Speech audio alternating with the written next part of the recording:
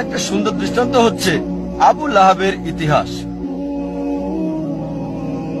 আবু লাহাব তিনি নবীজি মুহাম্মদ সাল্লাল্লাহু আলাইহি ওয়াসাল্লামের চাচা ছিলেন। এই নামটা আসলে তাকে দেওয়া হয়েছে যার মানে ধ্বংসের পিতা, আর সে ছিল নবীজির ঘোর শত্রুদের একজন। যখনই কাউকে দেখতো নবীজির সাথে কথা বলছে সে অপেক্ষা করত। যখন নবীজি চলে যেতেন লোকটির কাছে গিয়ে জিজ্ঞেস করত, নবীজি কি বলেছে? সে কি কালো বলেছে? এটা সাদা। সে কি দিন বলেছে? না, এটা রাত। সে নবীজির বিপরীত বলতো। নবীজির চিরশত্রুদের একজন ছিল সে। সে রাস্তায় চলতে চলতে অনেক সময় মিথ্যে কথা বলতো নবীজিকে ভুল প্রমাণ করার জন্য। আর পবিত্র কোরআনে একটা সূরাই আছে, সূরাটির নাম লাহাব, অধ্যায় 111, যা আমরা সবাই ভালোভাবে জানি। সালাত অনেকবার পড়া হয়, তাব্বাত ইয়াদা আবি লাহাব ওয়া তাব ইত্যাদি। এই সূরাতে উল্লেখ আছে যে আবু লাহাব এবং তার স্ত্রীকে দোজখের আগুনে পোড়ানো হবে। তার মানে কখনোই মুসলিম হবে না, তারা কখনোই ইসলাম গ্রহণ করবে না।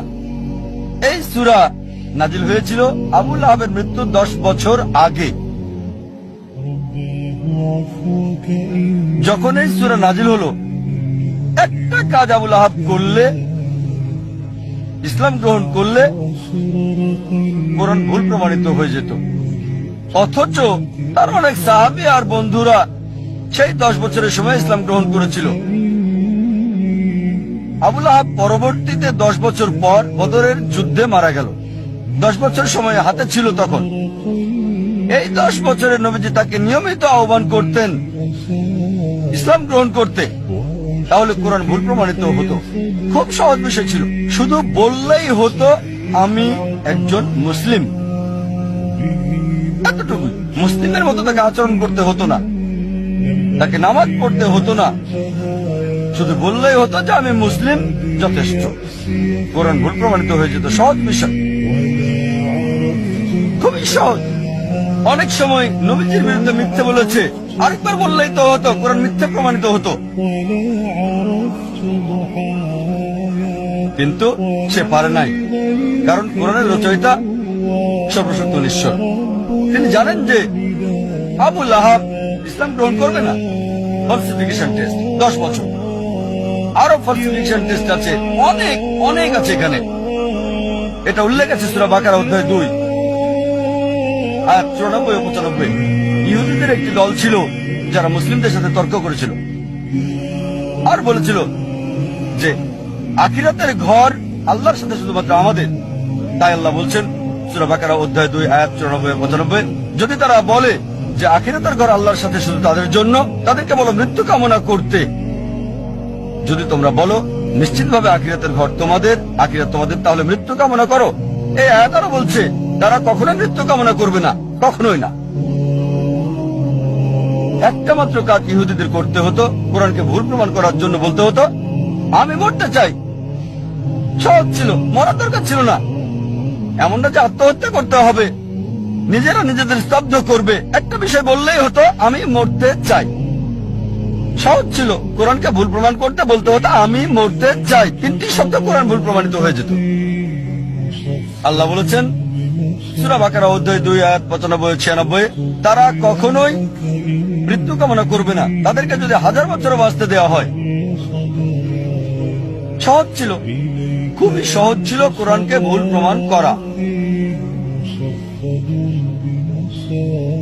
এই দুটো ফলসিফিকেশন টেস্ট হলো অতীতের ফলসিফিকেশন টেস্ট। আমাকে বলতে পারেন ভাই জাকির, এখন কোরআনকে ভুল প্রমাণ করতে চাই, এখন কিভাবে করব? এখন কি এটা করা যাবে? হ্যাঁ, সবার জন্য সুযোগ আছে।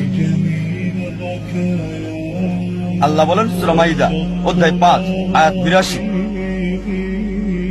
যে বিশ্বাসীদের জন্য তাদের আপনজন হচ্ছে ওই সমস্ত লোক যারা বলে আমরা খ্রিস্টান, আর ঘোর শত্রু হলো ওই সকল লোক যারা বলে আমরা ইহুদি আর মূর্তি পূজারী। কোরআন বলছে বিশ্বাসীদের ঘোর শত্রু হচ্ছে ইহুদি আর মূর্তি পূজারীরা, আর বিশ্বাসীদের কাছে লোক যারা বলে আমরা খ্রিস্টান। সামগ্রিকভাবে কোরআন সামগ্রিকভাবে কথা বলছে। অনেক ইহুদি আছে যারা ইসলাম গ্রহণ করেছে, হয়তো অল্প কিছু ইহুদি যারা খ্রিস্টানের চেয়ে ভালো, তবে সামগ্রিকভাবে কোরআন বলছে ইহুদিরা হচ্ছে মুসলিমদের শত্রু সামগ্রিকভাবে, আর খ্রিস্টানরা কাছাকাছি। একমাত্র বিষয়, কোরআনকে ভুল প্রমাণ করার জন্য পৃথিবীর সব ইহুদিরা একত্রিত হয়ে যদি বলতে পারে, ঠিক আছে চলো আমরা মুসলিমদের প্রতি ভালো হয়ে যাই কয়েক বছরের জন্য, খ্রিস্টানদের চেয়ে ভালো হবে, কোরআন ভুল প্রমাণিত হবে, খুব সহজ। পৃথিবীর সব ইহুদিরা একত্রিত হয়ে যাক 3-4 বছরের জন্য, আর মুসলিমদের বন্ধু হয়ে যাক, তাহলে বলতে পারবে কোরআনের এই আয়াত সূরা মাইদা অধ্যায় 5 আয়াত 82 ভুল। তারা এটা করবে না, এটা করতে পারবে না কখনোই। সহজ। আরো ফালসিফিকেশন টেস্ট রয়েছে। হয়তো বলবেন যে আমি ইহুদি না, তাহলে কিভাবে প্রমাণ করব যে কোরআন ভুল? আল্লাহ এই সুযোগ সবাইকে দিচ্ছেন। আল্লাহ পবিত্র কোরআনে বলছেন সূরা ইসরা অধ্যায় 17 আয়াত 88, তারা বলে সে এটা রচনা করেছে। চেষ্টা করো আরেকটা কোরআন তৈরি করো। তুমি মনে করো মানুষ রচনা করেছে? এর মধ্যে একটা কোরআন রচনা করো। চ্যালেঞ্জ দেওয়া হয়েছে সূরা তুর অধ্যায় 52 আয়াত 34-এ। আল্লাহ তাআলা চ্যালেঞ্জ করেছেন যে এর মধ্যে একটা কোরআন রচনা করো। কখনোই তোমরা তা করতে পারবে না। এমনকি যদি সব জিন এবং মানুষ জাতি একত্রিত হয়, তারা কোরআনের মতো আরেকটা রচনা করতে পারবে না আল্লাহর সাহায্য ছাড়া।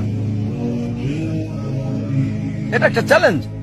আবার আল্লাহ এই চ্যালেঞ্জকে সহজ করে দিয়েছেন।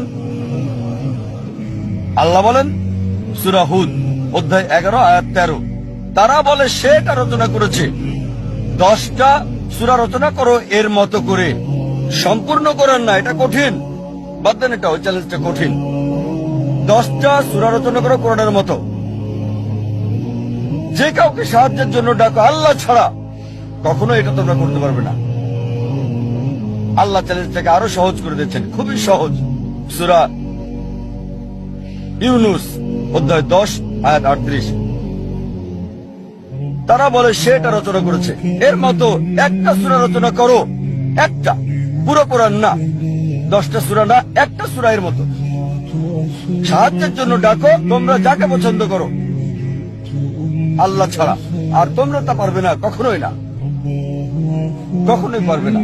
এবার আল্লাহ চ্যালেঞ্জটাকে সহজ করে দিলেন। আল্লাহ বলেন সূরা বাকারা অধ্যায় 2 আয়াত 23 এবং 24-এ, আল্লাহ বলেন وإن كنتم في ريب مما نزلنا على عبدنا, যদি তোমরা সন্দেহ করো যা আমি নাজিল করেছি আমার বান্দার প্রতি সময়ে সময়ে, فأتوا بسورة من مثله, একটা সূরা রচনা করো কিছুটা এর মতো করে। من مثله, এটা মিসলি না, মিম মিসলি, মানে কিছুটা অনুরূপ, ঠিক কোরআনের মতো না। চেষ্টা করো, রচনা করো একটা সূরা কোরআনের মতো করে। من مثله, وادعوا شهداءكم من دون الله إن كنتم صادقين, আর সাহায্যের জন্য ডাকো তোমাদের যে কেউকে সাক্ষী রাখো আল্লাহ ছাড়া, যদি তোমরা সত্যবাদী হও। فإن لم تفعلوا তবে যদি তোমরা না পারো, ولن تفعلوا, নিশ্চিত যে তোমরা পারবে না, তাহলে ভয় করো সেই আগুনকে যার জ্বালানি হবে মানুষ ও পাথর। তোমরা তা করতে পারবে না, এবং নিশ্চিত তোমরা তা করতে পারবে না। তাহলে ভয় করো সেই আগুনের যার জ্বালানি হবে মানুষ এবং পাথর। এটা হলো চ্যালেঞ্জ। চেষ্টা করে একটা সূরার কিছুটা মিল করে রচনা করো। হয়তো বলবেন সত্যি যদি এটা পরীক্ষা হয়ে থাকে তাহলে সূরাও রচনা করতে হবে আরবিতে। তাই বলবেন ভাই জাকির আমি আরবি জানি না, তাহলে কিভাবে পরীক্ষা অংশগ্রহণ করব? ঠিক আছে, যদি কোরআনের মতো সূরা রচনা করতে হয় এটা আরবিতে হতে হবে, ইংরেজিতে হবে না, ফ্রেঞ্চ হবে না, হিন্দি হতে পারবে না, উর্দু হতে পারবে না। অনেকে চেষ্টা করেছে, চেষ্টা করে নাই তা না, শত শত লোকজন চেষ্টা করেছে আর তারা চরমভাবে ব্যর্থ হয়েছে। তারা চেষ্টা করেছে তবে বাস্তবতা থেকে অনেক দূরে। অনেকে চেষ্টা করেছে, অনেকের কথায় বইয়ে উল্লেখ আছে, তবে তাদের সবাই চরমভাবে ব্যর্থ হয়েছে। এখন হয়তো বলবেন ভাই জাকির আমি আরবি জানি না, ইহুদিও না, কিভাবে আমি কোরআনকে ভুল প্রমাণ করব? অনেক ফালসিফিকেশন টেস্টে আছে। আর একটা কথা বলবো, সেটাতে সবার জন্য সুযোগ আছে। আলোচনা শুরু করেছি কোরআনের একটা আয়াত দিয়ে। সূরা নিসা অধ্যায় 4 আয়াত 82-তে বলা হয়েছে أفلا يتدبرون القرآن ولو كان من عند غير الله لوجدوا فيه اختلافا كثيرا, তারা কি কোরআন নিয়ে ভাবে না আল্লাহ ছাড়া যদি অন্য কারো কাছ থেকে আসতো, অন্য কারো কাছ থেকে সর্বশক্তিমান ছাড়া তাতে অনেক অসঙ্গতি পাওয়া যেত।